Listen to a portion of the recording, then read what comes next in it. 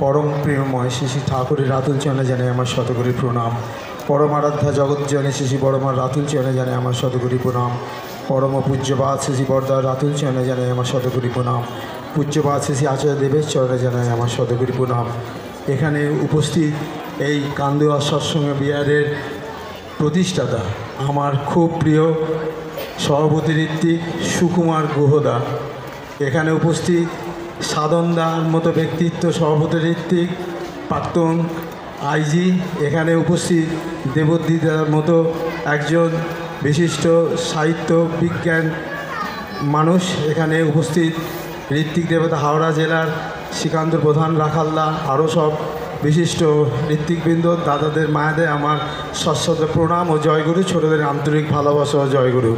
একটা কথা না বলে পাচ্ছি না, সুদীপ্ত ভাই বলছিল যে এই মঞ্চটার একটা বিশেষ গুণ আছে, এখানে বিশেষ বিশেষ মানুষ এসছে। সত্যি আমি 30 বছর ধরে এখানে আসা যাওয়া করছি, তো এই মঞ্চটা মানে কান্দুয়া হাওড়া জেলার একটা অন্যতম জায়গা, যেখানে বিভিন্ন সৎসঙ্গের বিভিন্ন মানে ব্যক্তিত্ব, উচ্চ ব্যক্তিত্ব মানুষ এখানে এসে বক্তৃতা দিয়ে গেছে। আমাদের সুভাষচন্দ্র বন্দ্যোপাধ্যায় এবং সুকুমার দার নেতৃত্বে এখানে এসেছে। তা সেই মঞ্চে দাঁড়িয়ে 5 মিনিট বলার সুযোগ পাচ্ছি, মানে আমার জীবন ধন্য হয়ে গেছে। সাধনদার মতো দেবদ্বীপের মতো মানুষের সামনে দুটো কথা বলার কোনোদিন ভাবতে পারিনি, কোনোদিন বসে দেখতাম, ভাবতাম কি সুন্দর বক্তব্য রাখছে।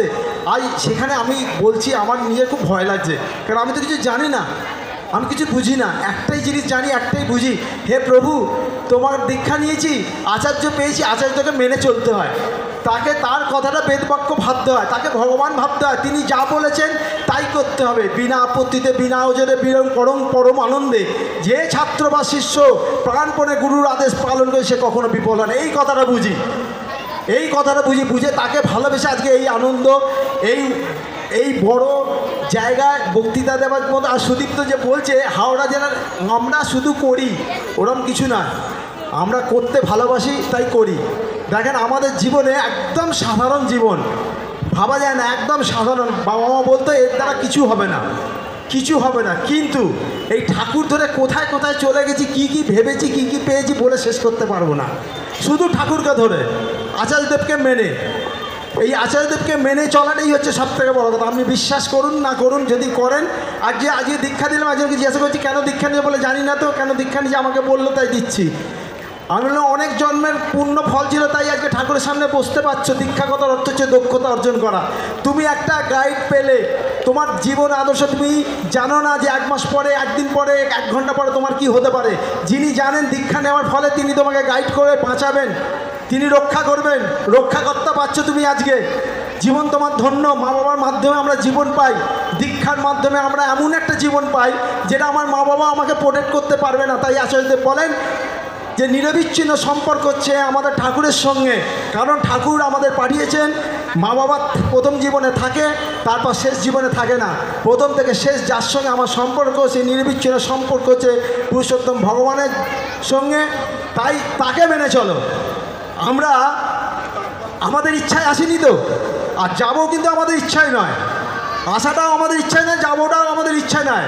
মধ্যবর্তী যে সময়টা আছে সেই সময়টা আমরা আমাদের মতো করে চলি, আমাদের মতো করে চলি। একবার ভাবুন, যদি আসাটাও আমার ইচ্ছা না, যাওয়াটাও যদি আমার ইচ্ছা নয়, তাহলে আমার এই মধ্যবর্তী ইচ্ছাটা যদি আমি, যে আমাকে প্রেরণ করেছে, যার ইচ্ছা আমি থাকবো, যার ইচ্ছা যাব, তাকে মেনে যদি চলতে পারি, তাহলে জীবন আমার ধন্য হবেই হবে। এই বিশ্বাস, এই ভক্তি, এই ভালোবাসা আপনাকে রাখতেই হবে। সর্বপ্রথম আমাদের দুর্বলতার বিরুদ্ধে যুদ্ধ করতে হবে। দুর্বলতা কি? আমার মনের দুর্বলতা। দেখেন আমি একটা খেলাধুলো জগতের মানুষ, আমি যেখানে ক্যাম্প করি, যেখানে যাই, অনেক স্কুলের টিচাররা সেখানে থাকে। আমি বলি যে বাচ্চাদের বলবে, যারা মন, শিশু মন, তাদের মনে কিছুই নেই, তাদের বলবে তুমি পারবে, তুমি পারবে, ইউ ক্যান ডু। যদি আমার মনটাকে যদি আমি বড় করতে পারি, আমার এরকমও আমার জীবনে আছে যে অলিম্পিক প্লেয়ারকেও আমি ট্রেনিং করিয়েছি, তো সেই রকম প্লেয়ার, তাদের একটাই কথা বলি, হার বলে কিছু নেই, সবসময় জেতার লক্ষ্যে যাবে, সবসময় ভাবে আমি পারবো, আমার দ্বারা হবে, আমার দ্বারা আই ক্যান। এই যে মনের জোরেই সব হবে। আমরা মনেতেই দুঃখ পাই, আবার এই মনেতেই ওপরে ওঠা যায়। এবারে আমাদের একজন ছাত্র, সে অলিম্পিকে মেডেল পেয়েছে, তাকে নরেন্দ্র মোদী বলেছে যে কীভাবে তুমি পেলে, বলে আমার কোচ, আমি যখন খেলি তখন আমাকে এই কথাগুলো বলে কোচকে ডাকো। নরেন্দ্র মোদী বলছে আমি কোচের সঙ্গে কথা বলবো, ভাইয়া কথা হচ্ছে অলিম্পিকে প্যারিসে। নরেন্দ্র মোদী কথা বলছে, বলে কী এমন বলো, বলে আমি তাকে এই কথাটাই বলি যে তোমার দ্বারা হবে, মারো ওকে মারো, তুমি জিতবে। তাই আজকে বলছি, ধরেছি যখন শেষ থেকে ছাড়বো। প্রভুকে যখন মেনেছি, আচার্যদেবকে যখন বলেছি যে তুমিই সব, তাহলে তুমিই সব। আমি যখন ইন্টারন্যাশনাল এশিয়ান গেমসে রেফারিং করতে গিয়েছিলাম, জাপান আর কোরিয়া বিশ্বের সব থেকে বড় দেশ, বড় প্লেয়ার, তাদের খেলা হচ্ছে, আমাকে রেফারি নির্বাচিত করেছে। আমি দাঁড়িয়ে বললাম, একটাই কথা বললাম, হে আচার্য, হে প্রভু, তুমি আমার ভেতর প্রবেশ করো। আমি জানি না কিভাবে রেফারিং করতে হয়, আমি জানি না, তুমি করাও। আমি যখন নামলাম, আমাকে এসে বলছে খুব ভালো রেফারিং হয়েছে, আমার বন্ধুরা বলছে। আমি আচার্যদেবকে বললাম, আমি জানি আপনি অনেক বিজ্ঞ, অনেক কিছু জানেন, জুডোটা কবে শিখলেন, রেফারিং কবে শিখলেন? উনি হাসছেন। আমি একদিন ওনাকে বললাম, দেখেন আমরা তো ঠাকুর দেখিনি, কিন্তু আপনি যখন কথা বলেন আপনার পাশে বসে, তখন কখনো আমার মনে হয় না যে আপনি ঠাকুর নয়, আমার মনে হয় আপনিই ঠাকুর। তিনি হাসছেন, বলছে বিশ্বাস বলে একটা গল্প বললেন, অনেক সময় লাগবে, আমি আর বলছি না। বিশ্বাসে মিলায় বস্তু তর্ক বহুদূর। তাই এই বিশ্বাসে আজকে নিচে থেকে আমি এই জায়গায় আসতে পেরেছি। আর জানি না তিনি আমাদের দিয়ে কী করাবেন, শুধু নিজে ব্যালেন্স করে চলবেন নিজেকে। কারণ মাটি দেখেছেন তো নরম থাকে, তাকে যে আকৃতি দেবেন সেই আকৃতি হবে। ভালো সঙ্গ করুন, মনটা উদার রাখুন, উৎফুল্ল রাখুন। যদি সাধনা উন্নতি লাভ করতে চাও তো কপটতা ত্যাগ করো। কপট ব্যক্তি অন্যের নিকট সুখ্যাতির আশায় নিজেকে নিজেই প্রবঞ্চিত করে, আর অল্প বিশ্বাসের জন্য নিজেও প্রবঞ্চিত হয়। তুমি লাখ গল্প করো, কিন্তু প্রকৃত উন্নতি না হলে তুমি প্রকৃত আনন্দ কখনোই লাভ করতে পারবে না। জয় গুরু, সকলের মঙ্গল কামনা করে আমি আমার বক্তব্য শেষ করলাম। জয় গুরু।